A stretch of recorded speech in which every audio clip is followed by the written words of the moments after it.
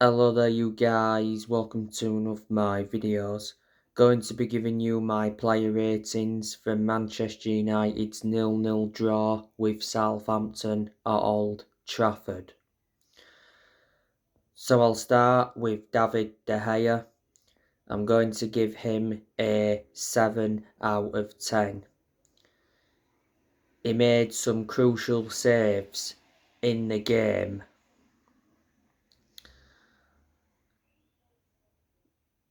De Gea, don't forget, recently won Save of the Month.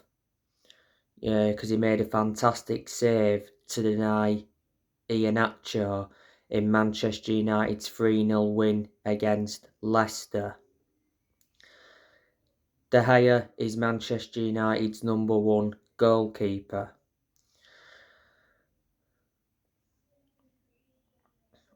Aaron Wan-Bissaka, I'm going to give him a 6 out of 10. His defensive contribution was good,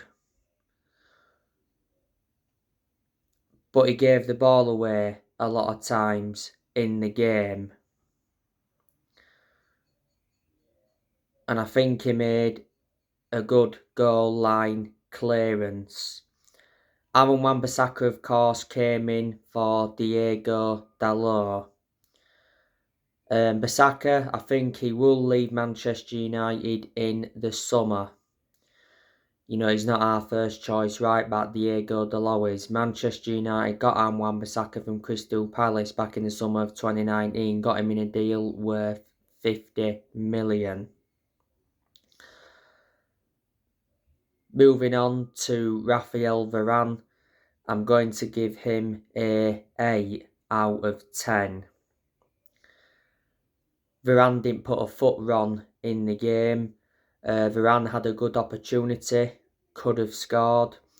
He made a vital block in the game. Varane plays very well alongside Lisandro Martinez in our back line. Moving on to Lisandro Martinez, I'm going to give him a 7 out of 10. I thought he enjoyed a good game. Defensively good, brought the ball out well from the back. He did receive a yellow card in the game. Martinez has really made an impact since he come to Manchester United. He's only scored one goal for the club so far, and that came in the 3-2 defeat to Arsenal at the Emirates.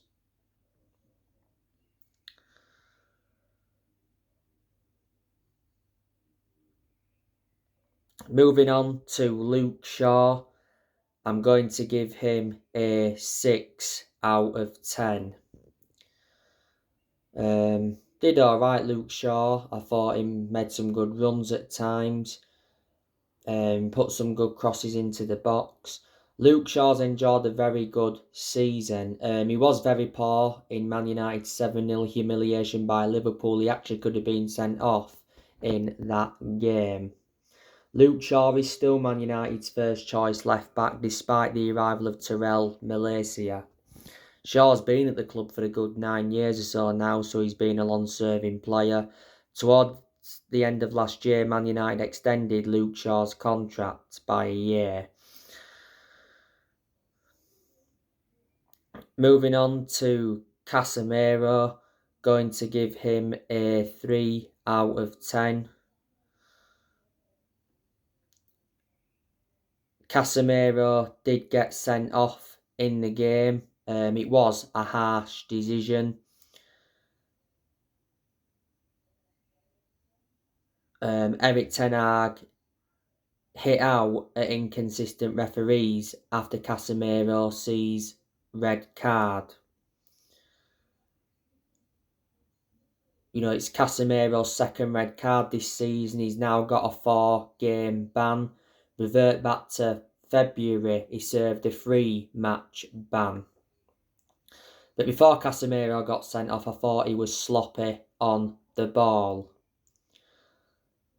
But in a lot of games for Man United, he's been very consistent. Manchester United got Casemiro from Real Madrid in a deal worth 70 million.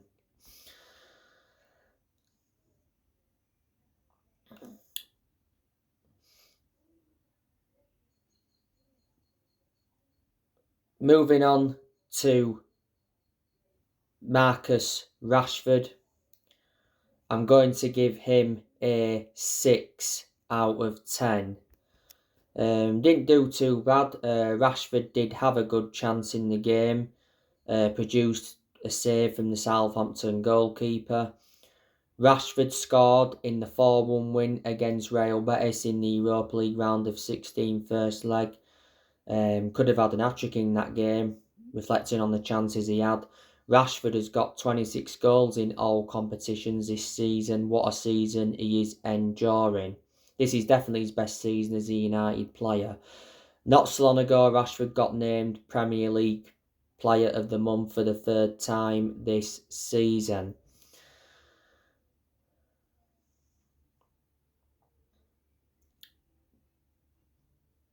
Jadon Sancho, I'm going to give him a 6 out of 10. I thought he enjoyed a pretty good game. As you all know, not so long ago, Jadon Sancho had a fever. Missed a lot of football this season due to, personal reasons. Good to see him back in the team, Sancho. Jadon Sancho, don't forget, came off the bench and scored in the 3-0 win against Leicester. That goal came from close range. It was good team play. And he came off the bench and rescued a point for Man United in Man United's 2-2 draw against Leeds at Old Trafford.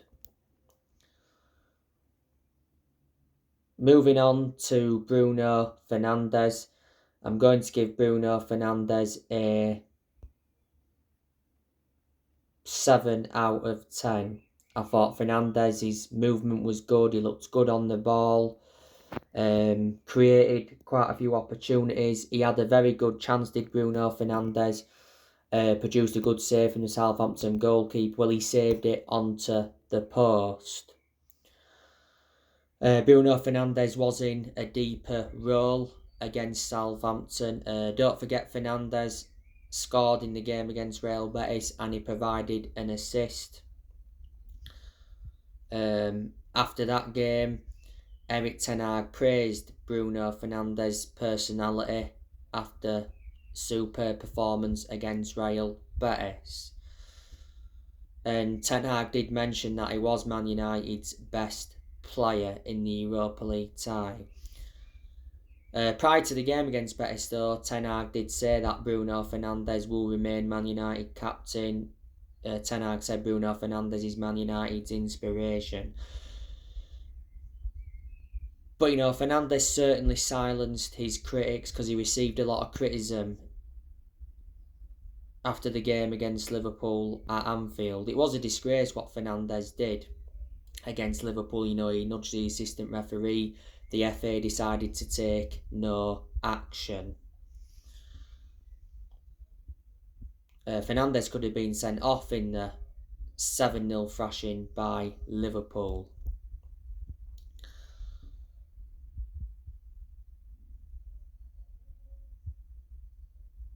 Moving on to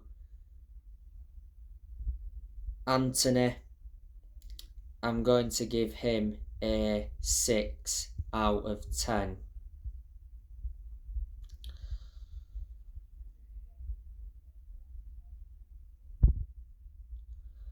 Anthony, don't forget, scored in the 4-1 win against Real Betis. Don't forget, Manchester United got Anthony from Ajax. We got him for around 86 million. Wout Weghorst, I'm going to give him a 6 out of 10. Did alright. Had a chance in the game. Produced a good save from the Southampton goalkeeper. Weghorst don't forget, scored his first Old Trafford goal against Real Betis. It was his second goal in total.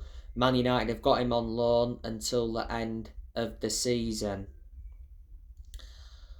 Man United brought substitutions on in the game. Of course, Garnacho came on.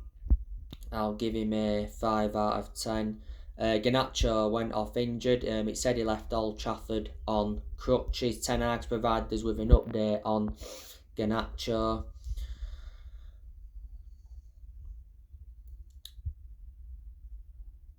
Maguire came on in the game.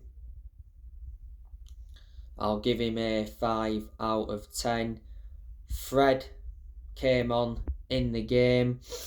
I'll give him a 5 out of 10. I think McTominay came on and he made an impact. And someone else came on in the game as well. So anyway, that's your player ratings for Manchester United's 0-0 draw with Southampton at Old Trafford. Disappointing result. I'd have thought Manchester United would have beat Southampton.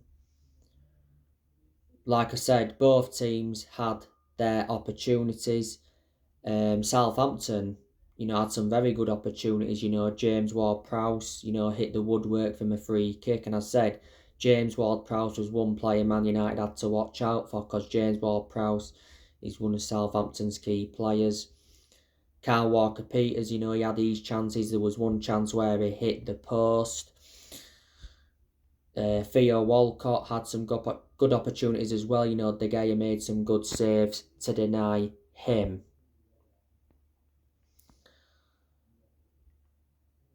But Southampton will be very happy getting a point at Old Trafford. Southampton have really picked up form recently. Prior to the game against Man United, they'd won 2 of the last 3. They'd beat Leicester 1-0 and they won away at Chelsea 1-0.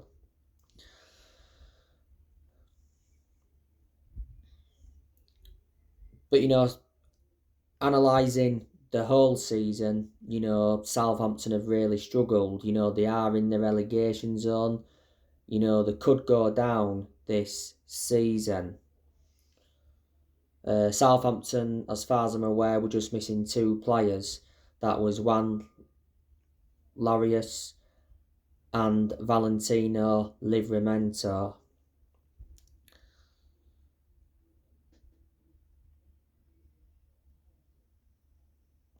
We were missing our players as well. Was obviously missing Ericsson. Ericsson is out until April or early May. Shouldn't be long now though before Ericsson returns. Obviously Garnacho's now injured. Van der Beek's out for the rest of the season with a knee injury. Martial is now returned. He was back in training not so long ago. Martial has been hampered with injuries this season. So there were players Man United were missing.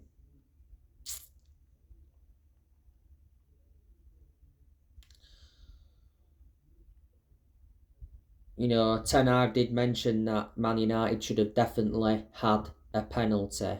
So that was a talking point in the game, as well as Casemiro's red card. Last season Manchester United drew with Southampton at Old Trafford 1-1. A couple of years ago Manchester United did beat Southampton 9-0 at Old Trafford. That was Man United's biggest win since the 9-0 win against Ipswich. Man United won at St Mary's earlier on this season 1-0. So we have got a good record against Southampton. We seldom lose to them. The last time we lost to Southampton at Old Trafford was back in 2016. Southampton, like I've mentioned prior to the game, they've lost a lot of good players. They lost the likes of Charlie Austin, Ryan Bertrand, Yannick Vestergaard. Danny Ings. They've lost players like Nathaniel Klein, Deja Lovren, Adam Lallana, Van Dijk, Sadio Mane, Nathan Redmond as well. They lost him, so they have lost a lot of good players.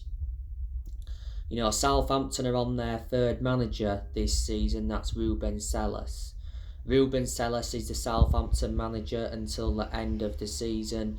He's been the Southampton manager now for a few months. Before Southampton, Ruben Selles managed Valencia's under-18s. Before Southampton had Nathan Jones. Southampton sacked him. One point they had Ralph Hasenhüttl. They sacked him. One point they had Mark Hughes, and at one point they had Mauricio Pochettino, and to be honest with you, Southampton were very consistent under him. Pochettino did guide Southampton to their highest ever finish in the Premier League, got them like an 8th or 9th place finish. Pochettino did only enjoy a short managerial tenure at Southampton. So there you go. But like I said, I thought Manchester United would have beat Southampton. We've been very good at Old Trafford in the league this season. As far as I'm aware, we've only lost one game at Old Trafford in the league this season, and that was Brighton on the opening day. We had the 7-0 humiliation by Liverpool at Anfield the other week. That was our heaviest defeat since Boxing Day 1931. We bounced back well from that 7-0 humiliation by Liverpool. We went and beat Real Betis 4-1 at Old Trafford in the Europa League round of 16 first leg. But then obviously back to square one, we dropped points at home to Southampton. So, Man United are now winless in the last 2 league games. I still believe we will finish in the top 4 this season. Revert back to the start of this season, I did say Ten Hag's expectations this season would be to get Man United a top 4 finish. But, I'm backing Ten Hag. He's the right manager for Man United. You can see the progress he's made in his first season as United manager. He's won us the Carabao Cup. That was his first trophy as United manager, and Man United's first trophy in 6 years. He's more or less got us to the last stage of the Europa League. He's got us to the quarterfinals of the FA Cup. And got us up to 3rd in the league. Like I've mentioned, I've not once prejudged Ten Hag. I didn't prejudge him after that 7-0 thrashing by Liverpool. We've had quite a few setbacks this season, and we've recovered well from them. Eric Ten Hag is like 11 months into his reign now as Man United manager. He got appointed in as Man United manager in April last year. He's under contract with the club until 2025. He's Man United's 5th permanent manager since Ferguson. He recently won Premier League Manager of the Month for February, but he is our best manager since Ferguson.